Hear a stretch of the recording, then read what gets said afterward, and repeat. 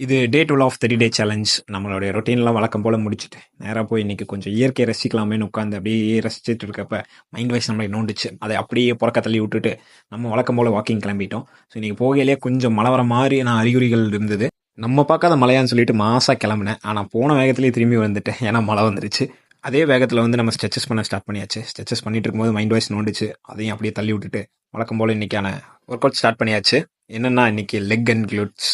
க்ளூட்ஸ்னால் வேற ஒன்றும் கிடையாது, நம்ம உட்கார இடத்த ஸ்ட்ராங் பண்ணுறதுக்கான ஒர்க் அவுட்டு.